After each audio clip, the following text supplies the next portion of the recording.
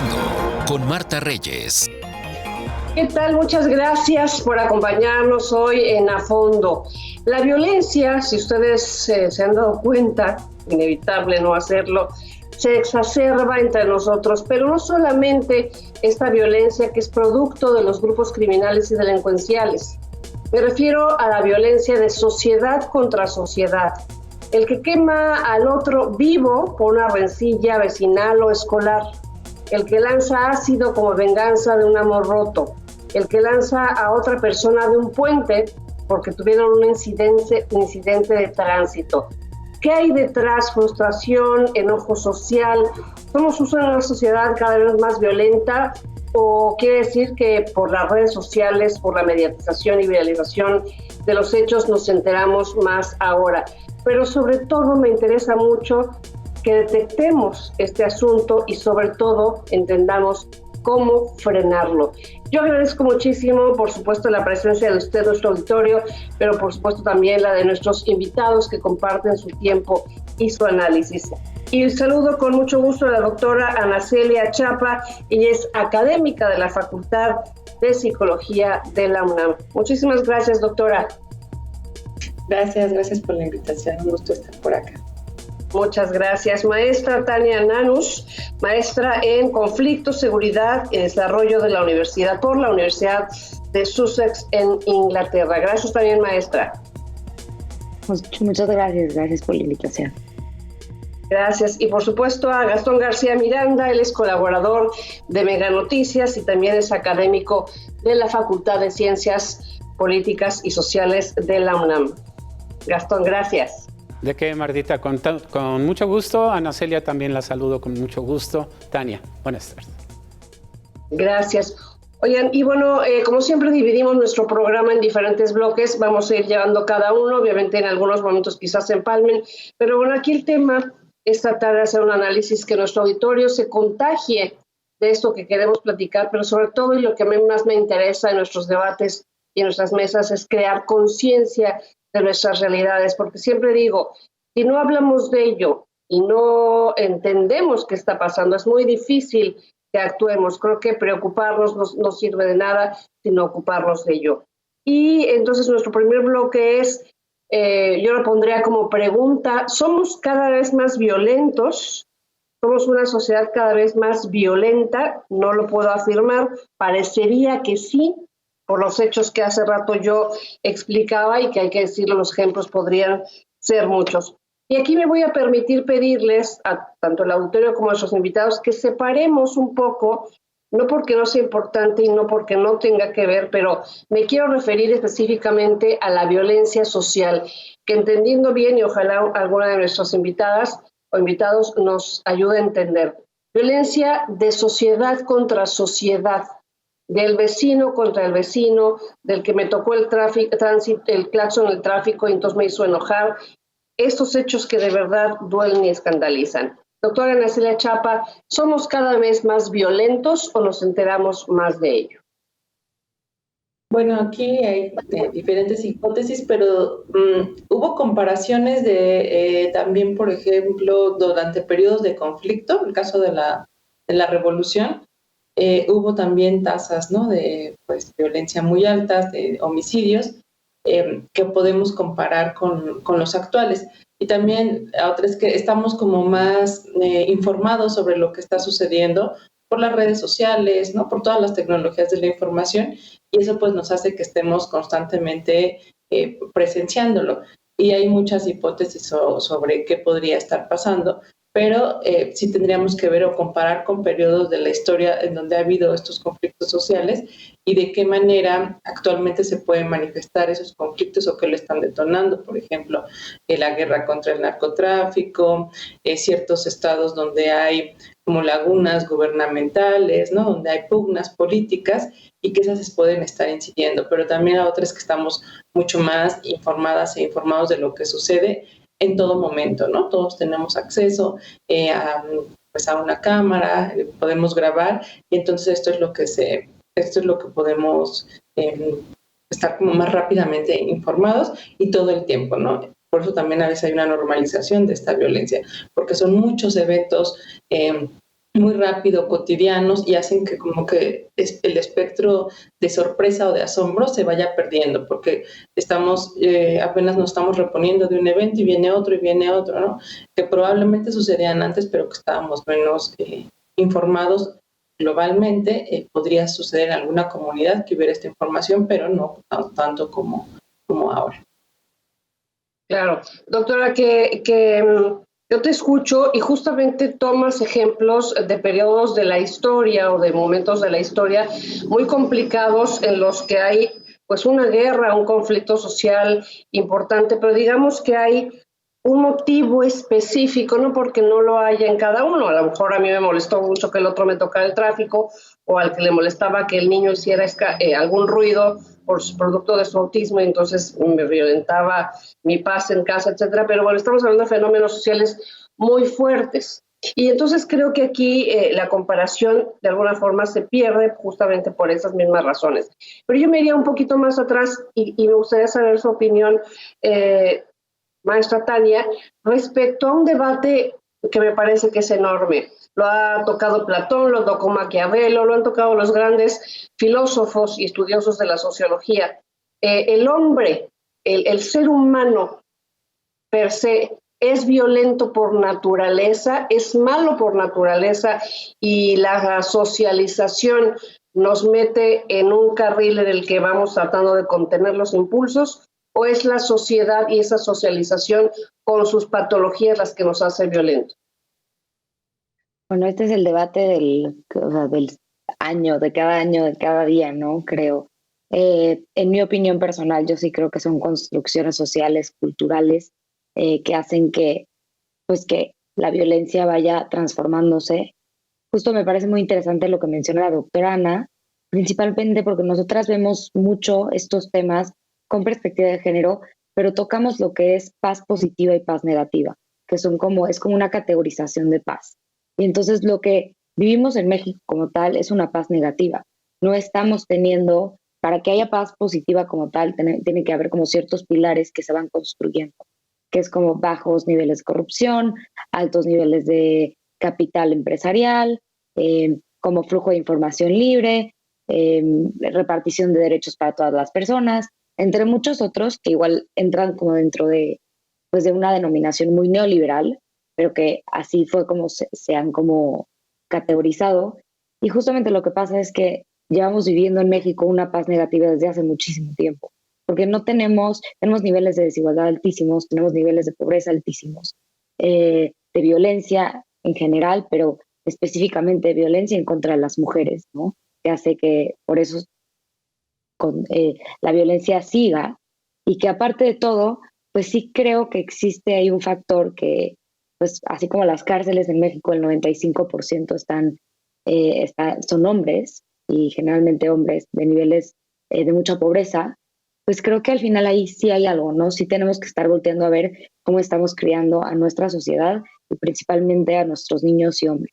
Creo que por ahí viene gran parte de la violencia, aunque a los hombres los matan más en este país, generalmente son asesinados de hombres a hombres. Sí, claro, y las formas y la hazaña y la violencia previa a una violencia física, existe casi en las mujeres en muchas ocasiones violencia sexual previa.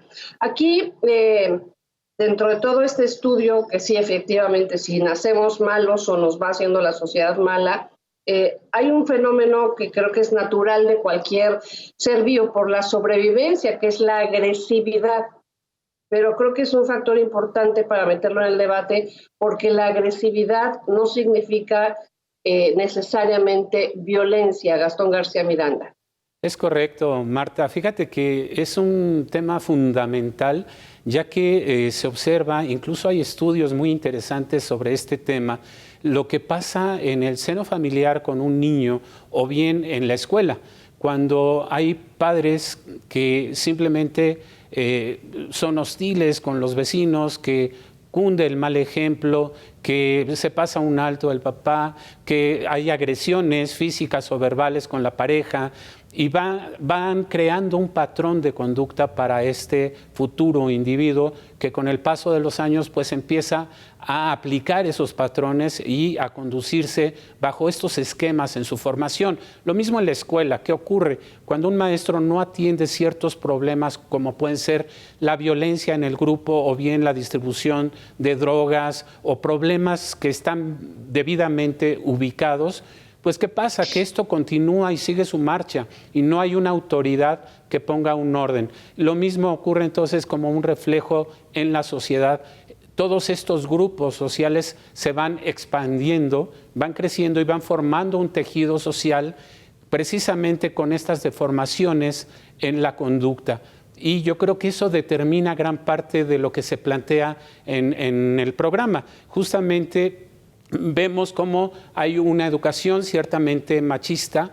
Veíamos un ejemplo del informe que da la Secretaría de Salud justamente del primer semestre de este año 2022 a propósito de estas agresiones con particular crueldad, cómo son mujeres las que han llegado a ser atendidas por quemaduras intencionales. Son 47 casos en solo este semestre. Y lo que refleja precisamente parte de esta formación a la que hago alusión.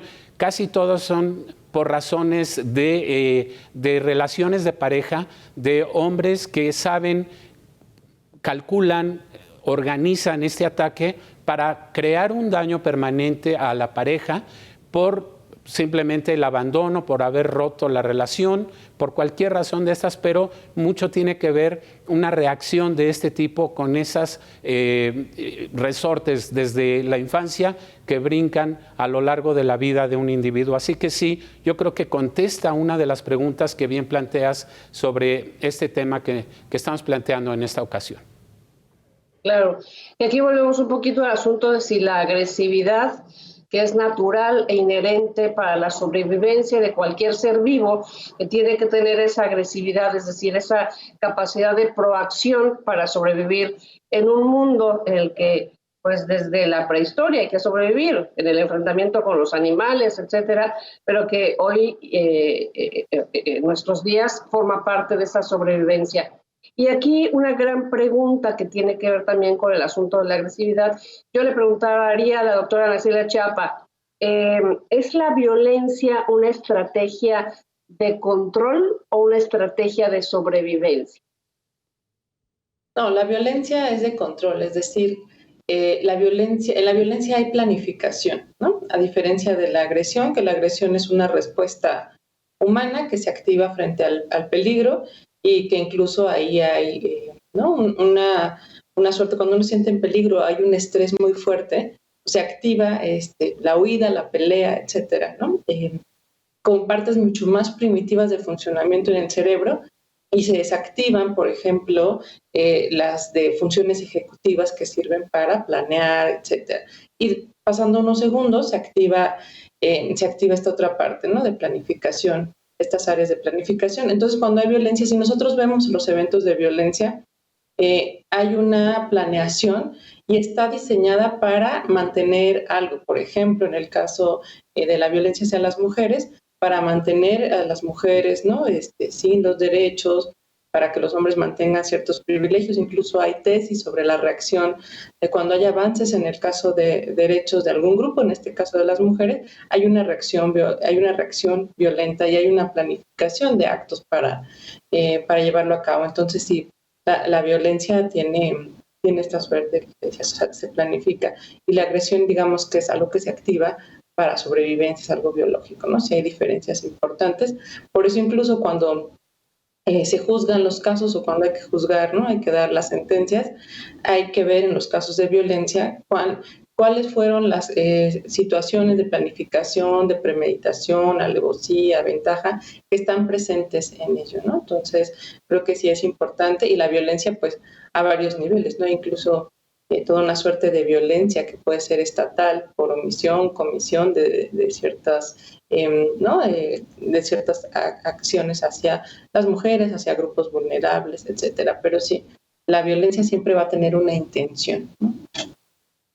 Claro, que aquí, por ejemplo, digo, y hay que platicar sobre el auditorio. Cuando planteé una servidora el tema, que yo lo comencé a ver, evidentemente al principio estaba enfocado en las mujeres, pero en el ámbito de ser, ahora sí que equitativas e igualitarias, pensamos justamente en eso. Si bien la mujer tiene violencia en muchos espectros, o muchos tipos de violencia contra las mujeres, esta violencia social no es exclusiva, sí es muy fuerte, pero no es exclusiva. Yo tocaba el tema de este niñito, por ejemplo, que en la escuela lo quemaron por ser indígena. Veo un fin ahí de demostrar que es menos. Lo mismo pasa con los crímenes de odio por orientación sexual, en el que no aprobamos la orientación de otra persona y entonces la condenamos a que no tiene derecho ni a los propios derechos y a veces ni siquiera a la vida, porque hay asesinatos simplemente por eso, ¿no? Entonces, es un tema preocupante. Aquí decimos que hay agresividad y que eso es natural. Yo reacciono con una conducta considerada agresiva porque, bueno, salgo de esa tranquilidad que normalmente, que hoy aprendimos con la maestra Tania, que es paz negativa, pero salimos de esa paz para evidenciar que no hay tal y hacemos ese acto violento. Pero me preocupa mucho que cada vez son más violentos y cada vez son, por ejemplo, también otra cosa que me llamó mucho la atención fue un hecho que sucedió en Puebla. Una persona que no conocía en lo absoluto a otra, de repente en la calle alguien le aventó un líquido, le gritó guapa, le aventó un líquido y el líquido era ácido. O sea, a mí me preocupa mucho porque yo lo ponía en las redes. Antes considerábamos este tipo de cosas como producto de una conducta de una persona que se analizaba y se le consideraba sociópata, ¿no? Que tenía algún problema social, se estudiaba su vida, se estudiaba su infancia, etcétera, y se determinó que había tenido una infancia difícil y que entonces todo esto influye en el crecimiento de la amígdala, del cerebro, etcétera, y sus conductas eran producto de haber perdido la empatía después de todo este sufrimiento. Pero entonces cada vez tenemos más sociópatas y psicópatas entre nosotros, maestra Tania. Yo no lo creo, yo creo que al final, digo, a lo mejor la doctora Ana nos podrá decir un poco más estadísticamente, yo no lo sé, pero yo creo verdaderamente que hemos criado niñas, niños, pues en condiciones de tanta desigualdad en este país que pues terminan las condiciones sociales generando cierto resentimiento, cierto enojo. Sí creo que tiene que ver con la falta de oportunidades que existen y que vemos, y podemos, o sea, el mejor ejemplo que es algo muy burdo, ¿no? El segundo piso en la Ciudad de México, que es como solamente algunos tienen el privilegio de poderse saltar el tráfico. Y eso genera enojo, genera molestia social, y con todo sentido, porque al final, digo, en este país la movilidad social es casi nula. Y entonces cuando entendemos eso, pues es como, entonces en donde vives o en las condiciones sociales en las que naces, prácticamente tienes una probabilidad chiquitita de salir de ahí. Y lo mismo para abajo, ¿no? Entonces creo que sí, o sea, aquí un poco ahora sí hablando como del Estado, ¿no? Y de las responsabilidades que el Estado tiene que proveer y que muchas veces no sucede. Y que entonces si de repente tienes algún familiar que tiene alguna enfermedad y que era algo curable, pero no se pudo curar porque te dieron tu cita del IMSS 5 meses tarde. Entonces ya el cáncer estaba muy avanzado. Entonces sabes que si hubieras tenido ese dinero para pagarlo en un hospital privado, pues a lo mejor este familiar tuyo hubiera sobrevivido. O sea, yo sí creo que la violencia, que lo que nosotras o nosotros vemos como alguien aventando a otra persona al vacío de la nada, viene siendo como realmente una escalada de condiciones sociales y de molestia colectiva. Y esto puede ser desde, otra vez, como pues el derrumbe del metro, ¿no? O sea, que es algo que no vemos como responsabilidad, no vemos quién en realidad quién está tomando como la responsabilidad de lo que sucedió, y lo mismo con los múltiples feminicidios y con los múltiples homicidios que pasan todos los días. la impunidad. Aquí hay que entender que la violencia tiene orígenes multifactoriales, no es solamente un factor el que hace que una sociedad o un sujeto se vuelva violento. Hay muchos alrededor, por supuesto, pero les digo, a mí aquí la preocupación que me mueve es esa. Cada vez, me parece que es como el cáncer, como una enfermedad de cáncer. Antes oías el cáncer como muy lejano y hoy cada vez está en gente más cercana a nosotros. Entonces me parece que este tema de la violencia es una especie de cáncer que ahora ya tenemos muy, muy cerca.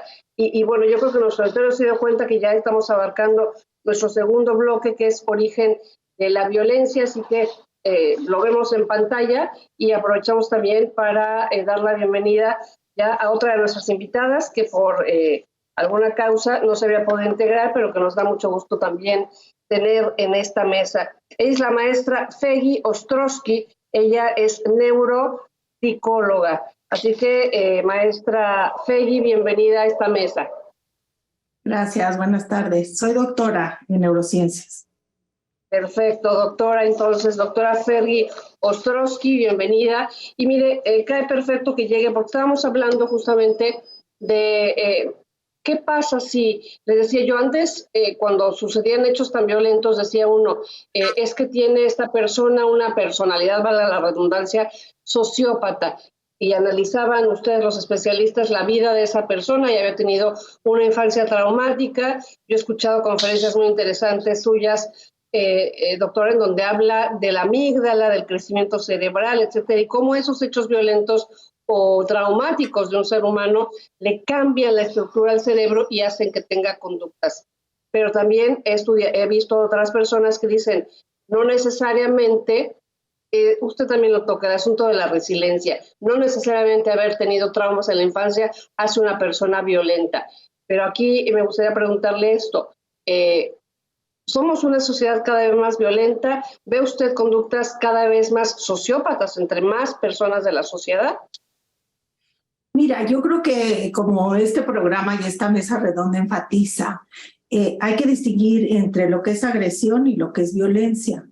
La agresión es inherente a todos los seres humanos. Me incorporé tarde porque no me podía conectar con ustedes, no era porque no estaba yo lista. Y estaba yo escuchando brevemente a la persona que estaba hablando, perdón. Entonces, y creo que estaba enfocando mucho esta frustración social. Pero yo creo que hay que entender que agresión es inherente al ser humano. Tenemos un sistema biológico que nos permite defendernos si nos atacan, ¿no? Y compartimos con otros mamíferos. Y estas estructuras cerebrales, claro que se comparten, pero la violencia es una agresión hipertrofiada. La violencia se aprende. Y la violencia, como tú decías muy bien, es producto de varios factores y no son así millones. Yo me he dedicado desde 1994 a estudiar asesinos muy violentos y de interés social como María Burto, la Matavejitas, el caníbal de Atizapán. Y entonces lo que hay que entender es que esa violencia tiene que ver con factores de riesgo individuales, no, como tú decías, no toda la persona que sufre violencia y agresión en la infancia se vuelve violento, pero son factores de riesgo familiares y factores sociales. Y actualmente se están conjugando todos los factores para que emerjan estos factores de violencia que es aprendida. Yo no sé si no quiero monopolizar la conversación, pero creo que hay esta parte de empatía que la gente pues no entiende muy bien qué es empatía, o si entiende muy bien. La empatía, la capacidad de sentir el dolor del otro, no es, ay, pobre, te pegaste, ay, pobrecito, no es simpatía, es que siento tu dolor. Nacemos con él, si no, no podríamos sobrevivir como seres humanos. Porque imagínate que la mamá no responda al llanto del bebé, ¿no? Y creo que hemos perdido nuestro sentido de empatía. Esto es algo grave que está pasando. Que me parece que ahí pudiera estar la clave de una de las cosas que está pasando, porque hablábamos de los ejemplos del señor que se peleó en el tránsito y aventó por el puente al otro, del que le molestaba el ruido del muchachito autista y entonces empezó a pelear por la vecina y terminó presuntamente por quemarla viva. Todos estos hechos que les digo, es que antes... piensa uno en el crimen organizado y no porque no valga esa violencia y no porque no sea preocupante. Claro que es muy preocupante, pero les decía, es la violencia ya de la sociedad contra la sociedad. Me parece que, no sé si me equivoco, pero se está convirtiendo ya en una estrategia de sobrevivencia, la violencia. No sé qué piensen respecto a este tema. Me gustaría saber la opinión de las tres, pero como decía la doctora Ostrowski, para no monopolizar, doctora Ana Celia, ahorita vamos con los demás. Sí, justo lo que mencionaba, ¿no? Estábamos diciendo que hay esta parte, digamos, biológica de sobrevivencia, pero está también esto otro que vemos que tiene una intención, ¿no? Que es la violencia, que sí en efecto es aprendida. Y ahí a mí me gustaría también escuchar más sobre la empatía, ¿no? Que también tiene, digamos, esta impronta biológica, neurológica, en donde pues entran en juego ahí varios elementos. Y entonces, ¿qué está sucediendo? Porque bien es una interacción de muchos elementos, ¿no? Que ya sabemos también que en la biología hay grandes cambios a partir de lo que pasa socialmente, ¿no? Y hay una reciprocidad en ese sentido.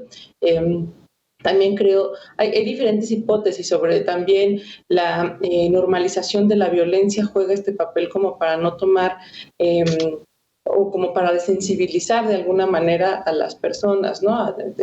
Desde edades tempranas, a través de programas, de estar como constantemente en contacto con estas noticias, con videojuegos, etcétera. Se ha descartado en algunos estudios que esto tenga, digamos, realmente una influencia directa para que haya más violencia. Sin embargo, por ejemplo, también hay estudios sobre es más probable vivir violencia cuando sectores vulnerables, como mencionaba bien la maestra Tania, cuando hay una serie de condiciones como pobreza, que también hay muchos estudios que dicen que no necesariamente, pero sí cuando se combina con otros elementos como pobreza, o sea, clase social, color de piel, discapacidad, etcétera, ¿no? Una serie de elementos que ponen a las personas en situaciones de vulnerabilidad o de vulneración de sus derechos y que entonces son un caldo de cultivo para que vivan más violencia, pero también pensar quién la ejerce.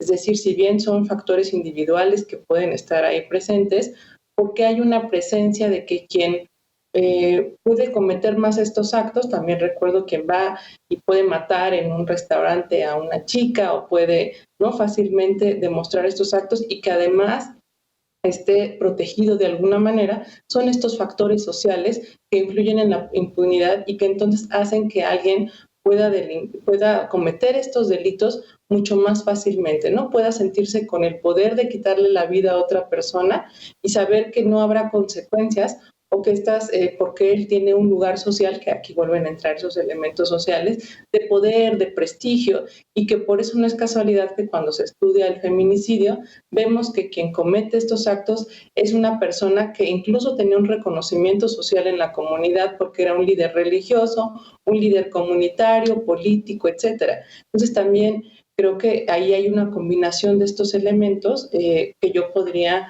mencionarlos en lo que a lo mejor he leído más, he investigado más y pues que complejizan la situación. A mí sí me gustaría a lo mejor escuchar de la doctora Feghi, que es que esta interacción de estos elementos y la empatía, ¿no? La pérdida de esta empatía. Bueno, gracias. Claro. Que aquí, no sé si vamos con la doctora Feghi Ostrowski, pero también me parece importante tomar en cuenta que, por ejemplo, ella nos hablaba de la mataviejitas, del mocha orejas, hablaba doctora Ana Celia, pues de los líderes religiosos que reiteradamente abusan de seres vulnerables, pero estos me parece que son conductas reiterativas, antisociales o sociópatas, no sé cómo se puede decir, ustedes son las especialistas, pero por el otro lado también está el que lo hace una vez, pero no deja de ser una conducta obviamente delictiva, pero también fuera de una normalidad social, el que quemó a la vecina, el que aventó al otro al puente, el que le disparó porque lo hizo enojar en el tráfico, o sea, que son cosas que me preocupan, no son sociópatas per se, o sí lo son, y estaban ahí dormida la conducta y algo las disparó. ¿Qué hay detrás? Me preocupa mucho porque hay que solucionarlo, y me parece que para solucionarlo y frenarlo hay que entenderlo, doctora. Mira, yo creo que hay que entender que cuando hablamos de conductas antisociales, que son gente que pone en riesgo a la comunidad o que roba o que tiene trastornos de conducta desde pequeños, se han clasificado conductas antisociales y otros aspectos tienen que ver con psicopatía. Y aquí estás usando un poco laxo el término de sociopatía. La psicopatía es un trastorno de personalidad. No escuchan voces que dicen voy a salvar a la humanidad, no. Es un trastorno de personalidad que es una mezcla de factores genéticos, no hay genes bien y del mal, pero con factores medioambientales. Pero también se distingue lo que es sociopatía. La sociopatía no tiene que ver con factores, puede ser adquirida. Por ejemplo, todo lo que nos pasa con todos los jóvenes que se unen al narcotráfico y que tú ves, es increíble, ¿no? La admiración que hay en favor de los narcos, que vas a los antros y a los jóvenes que quieren entrar hasta se portan como narcos. No sé si son o son inteligentes y dicen, pues así entro, ¿no? Si finjo que soy narco. Pero hay esta parte, que es una sociopatía adquirida, que eso es lo que nos tiene agobiados al país. Y hay la sociopatía adquirida tiene que ver con factores culturales y también neuronales. Entonces, tú dices, es que la sociopatía aparece. No aparece así tan fácil, ¿no? Tiene que ver con esta parte cultural. Y algo que creo que le va a aclarar a la gente, cuando tú hablas de violencia, puede ser violencia secundaria, que es lo que decía Tania cuando me conecté. La violencia secundaria tiene que ver con factores de depresión. Cuando estás muy deprimido, con cada 20% que incrementa tu nivel de depresión, aumenta hasta un 40 o 60% tu agresión contra el cónyuge, verbal o física. Y el alcohol es otro factor. 80% de los casos de violencia y las drogas y el consumo de drogas, esto de alcohol y cocaína mezclada, tiene que ver con violencia. Eso es violencia secundaria. ¿Por qué secundaria? Porque si yo atiendo la depresión, como decía Tania, en países de los ciudadanos estamos hasta el gorro de todo lo que nos está pasando. Pero eso es violencia secundaria. Los casos que yo veo son violencia primaria. Son estas gentes que tienen conducta antisocial y o psicopatía o sociopatía. ¿Sí me entienden? Entonces está volviendo, creo que es muy bueno que hagan estas mesas porque no se usan los términos tan sencillos. ¿Por qué? Porque si tienes un buen diagnóstico, yo puedo tratar. El 75% de los internos que están en los reclusorios estatales y federales son sociópatas, son conducta antisocial. Te lo aprendiste, tuviste una condición espantosa en tu vida y aprendiste que así salías adelante. Y solo un 25% es psicópata. Y a cada uno los tienes que tratar diferente para que tú lo puedas reincorporar a la sociedad. Otra vez no quiero monopolizar, pero creo que eso hace que tengamos más. Claro, y nos tenemos que ir a corte, pero vamos a regresar justamente con este tema y que me parece que da un poquito, sin minimizar la situación que vivimos, un poquito de esperanza. Porque el tema de la salud mental podría ser, de atender la salud mental de la sociedad en general y sobre todo después de una pandemia y de una condición como la que estamos viviendo en México, del narcotráfico, etcétera, ser la solución para poder atacar esta violencia secundaria, que es en la que quisiera centrarme. Vamos a pausa y regresamos en A Fondo. Volvemos.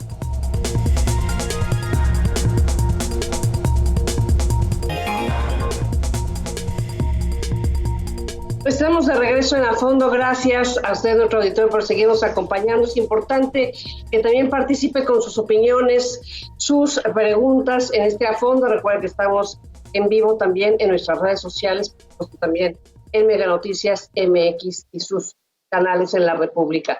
Y entonces, centrarnos en esta violencia secundaria que, les decía, me da esperanza, y para la gente que nos acaba de sintonizar, un poquito entender.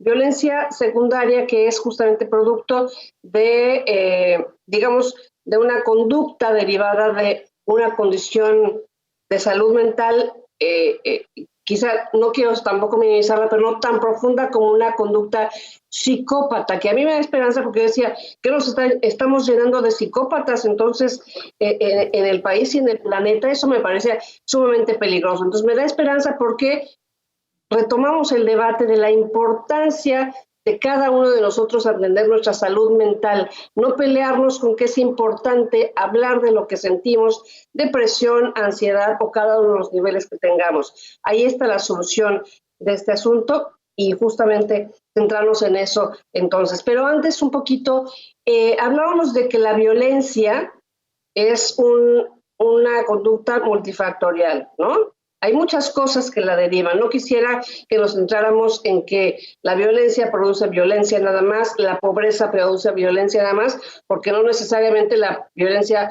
proviene de sectores pobres o vulnerables, proviene de muchos sectores, ¿no? Entonces, muchos factores la detonan y quisiera entender un poquito.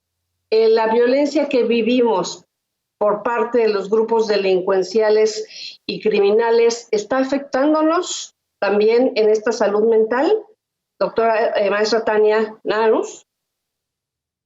Sí, pues en realidad sí ha habido un aumento llevamos teniendo un proceso de militarización desde hace mucho tiempo. Lo podemos ver como ya de manera mucho más enfocado en el 2006 con Felipe Calderón, pero en realidad pues ya llevamos un rato teniendo pues problemas de militarización. Y sí es muy claro que estos procesos de militarización y de tener los militares en las calles constantemente, pues también genera un aumento de violencia. Y no solo violencia en las calles, sino violencia en las casas. Sí hay una relación y sí se ha investigado que existe esta relación. Y más allá de esto, yo creo que, entendiendo que en el ejército, pues sí es pues, ¿cómo decirlo, no? Sí es un mundo distinto, ¿no? Y al final el tema de las masculinidades, que es algo que me parece que tiene que tocar sí o sí, porque yo sí creo que parte de las problemáticas que tenemos hoy en día es que, pues, no hemos permitido a través de los años, pues, de entrada, que los hombres muestren sentimientos. Y entonces eso hace que también exista una represión de ellos. Entonces, hablando justo de estos multifactores, pues nos metemos como un tema en donde sí decimos, claro que tenemos que trabajar en la salud mental, pero ¿qué pasa cuando no tenemos los recursos? Porque al final, en Lentes Púrpura, que es la organización que dirijo, justo hacemos acompañamiento a sobrevivientes de violencia y nuestro problema más grande siempre es la parte psicológica, porque es un proceso muy largo y entonces alguien lo tiene que pagar. Y es un problema, ¿no? Entonces, como si al final ver de qué manera pues hay ciertos elementos en los que el Estado, yo sí fielmente creo que en la parte en la que no ha intervenido, pues es un problema, y la parte en la que sí también. Entonces, hablar de militarización y de masculinidades, así como de salud mental, me parece como clave para este debate. Sí, después de esta pandemia que estamos viendo no solamente los efectos secundarios y las secuelas que nos dejó en materia de salud física, la salud emocional que tanto nos mermó. A mí me gustaría, bueno, yo leí hace, para hacer este programa, el tema de cómo la vulnerabilidad en la que nos sentimos inmersos nos hace también un poquito más violentos. Como nos sentimos vulnerables, se despierta esta agresividad que lamentablemente también rodeados todos de violencia, pues nos hace reaccionar más. Pero tocábamos el asunto multifactorial y esta sí va directamente a alguien que vive dentro de los medios de comunicación, que es Gastón García Miranda, periodista, académico de la Facultad de Ciencias Políticas y colaborador de Mega Noticias. El papel de los medios en muchos sentidos, medios y redes sociales, ya no hay que separarlos, en el sentido de cómo en el ámbito de que antes la nota roja prácticamente jugaba un papel aparte y había como medios especializados que los considerábamos amarillos, etcétera. Hoy, lamentablemente, esa nota roja forma parte de la vida diaria y constante de la realidad mexicana. Entonces, no podemos dejar de hablar de ella. Sí hay que tocar, obviamente, por ética, las cosas de una manera muy fina, pero forman parte de la realidad. El tema, ya lo tocaba la doctora Nacela Chapa, de los videojuegos. Pero quisiera hablar de los videojuegos también y de los medios y de las redes como una forma de estar constantemente en contacto con este tipo de noticias y de material. Yo lo comparo con el asunto de las conductas bélicas en Estados Unidos. Es una cultura bélica la de los Estados Unidos. Están normalizadas las armas porque así es su cultura. Nos estamos haciendo una sociedad mexicana con una cultura violenta a través de medios y redes, Gastón García Miranda. Sin duda hay una gran influencia, Marta. Fíjate que sí, efectivamente ya son muchos años de estar bombardeados con ciertos tipos de juegos, no todos los que implican combate y guerras y posesiones y territorios y todo esto.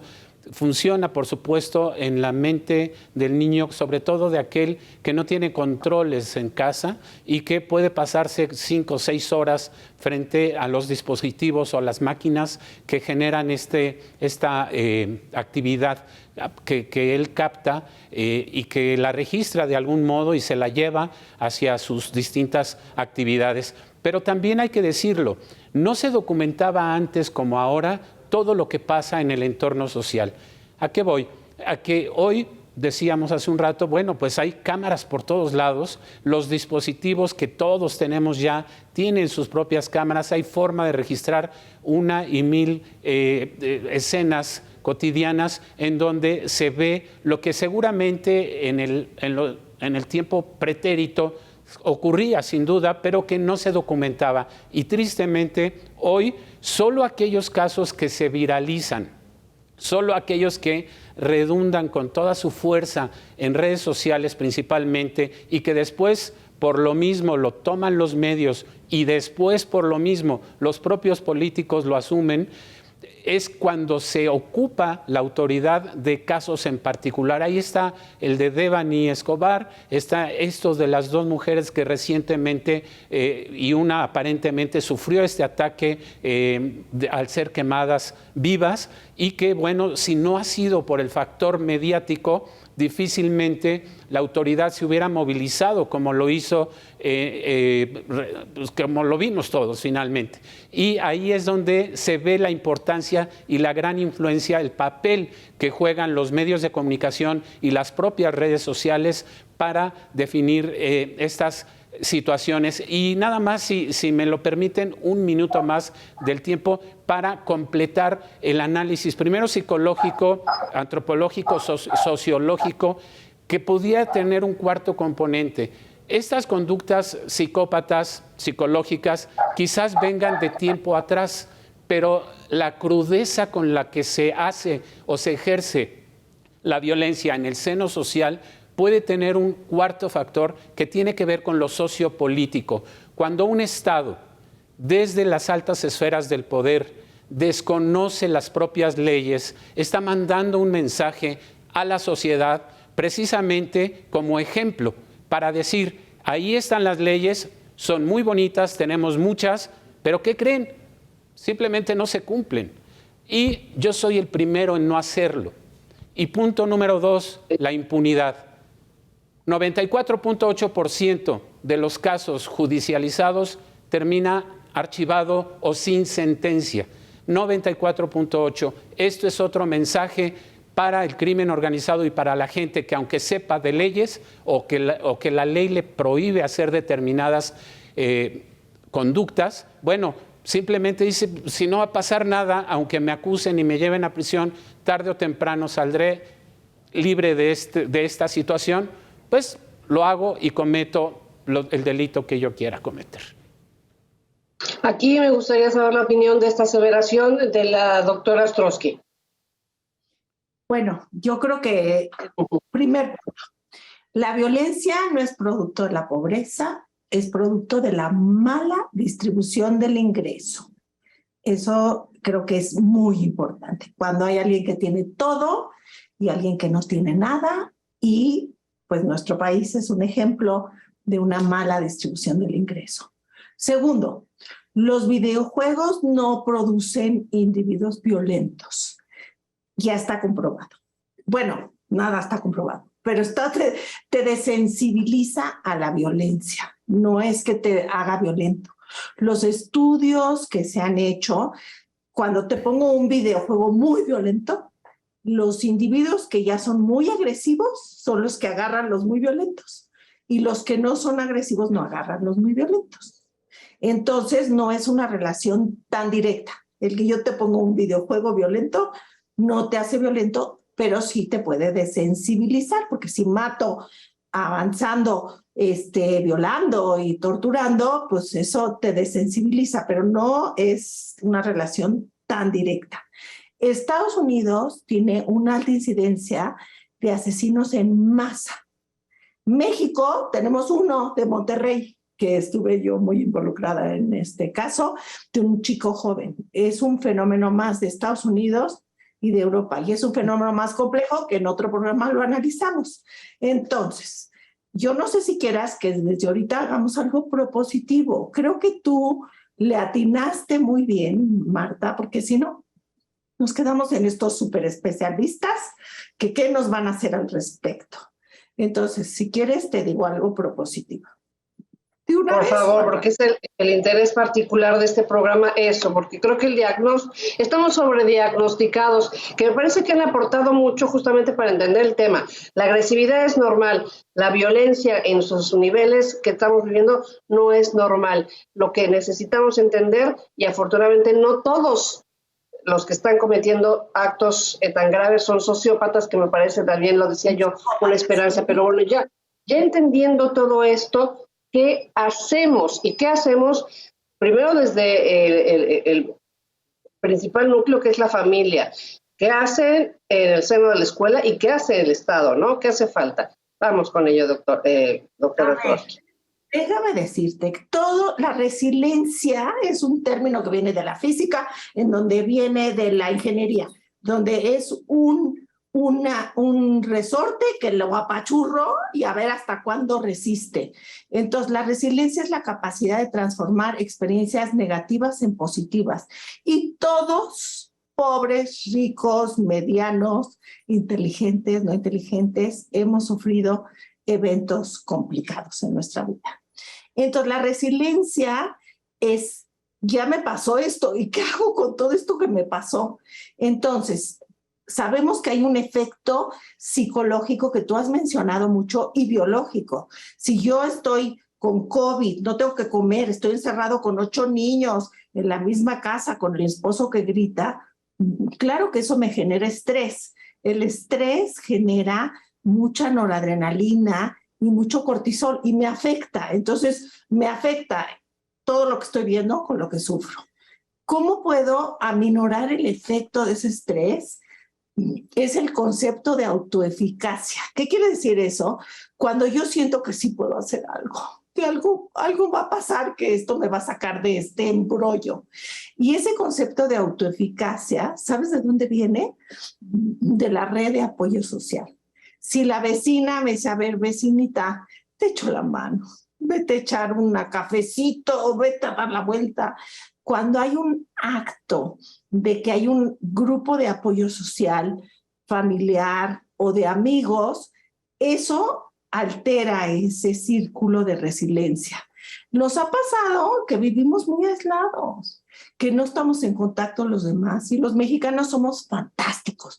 Nos metemos en el chisme, ¿cómo estás, vecinita? ¿Y que te ayudo? Nos ha faltado ese toque que tiene que ver con la empatía. Si hay solución, Tania sí mencionaba que los trastornos psicológicos son costosos. Actualmente existe la teleneuropsicología.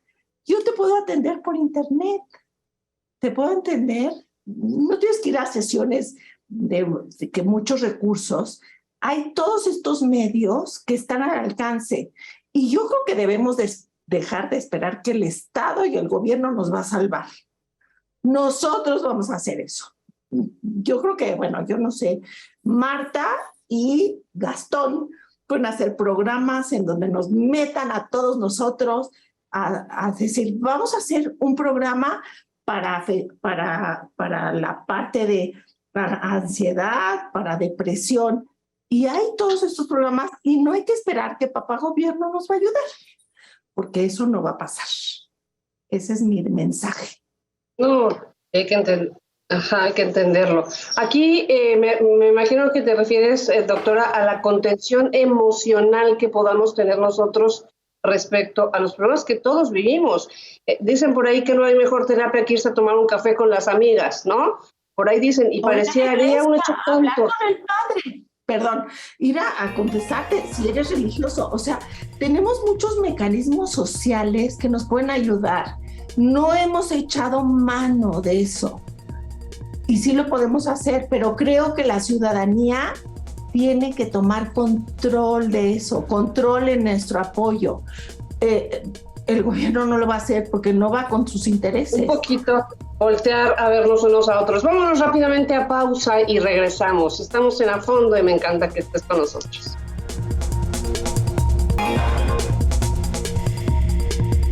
Estamos de regreso en A Fondo, lamentablemente el tiempo vuela. Yo agradezco muchísimo a nuestros invitados haber estado con nosotros y ojalá no sea la última ocasión, porque justamente es importante y fundamental hablar de estos temas, enfocándonos en la salud mental de cada uno de nosotros. Gracias a los 4.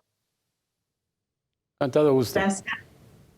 Gracias y muy buenas tardes. Por supuesto, gracias también a usted, y creo que como balanza de este programa y como aporte de este programa, entender que nos hace falta voltear a ver un poco más al de junto, volver a sentir empatía unos por otros y también anunciarnos que no está solo aquel que está sufriendo. Cada uno libramos una batalla y a lo mejor es importante entenderlo cuando tenemos alguna rencilla con el vecino o con el amigo. Todos y cada uno significamos una historia y una batalla y hay que atenderla. La solución a esta violencia social es más sencilla y me da esperanza de lo que una servidora que creía. Saludo con todo gusto a Yoeli Ramírez de Mega Noticias MX. Yoeli, muy buenas tardes, noches. ¿Qué tal? Un gusto saludarte a ti y al auditorio. Vamos a hacer un repaso por todos los estados afectados por la lluvia y lo increíble que puede resultar. Hospitales recién inaugurados afectados precisamente por esta tormenta. Te dejamos, Yoeli. Gusto saludarte. Igualmente, vamos a hacer una muy breve pausa. Volvemos.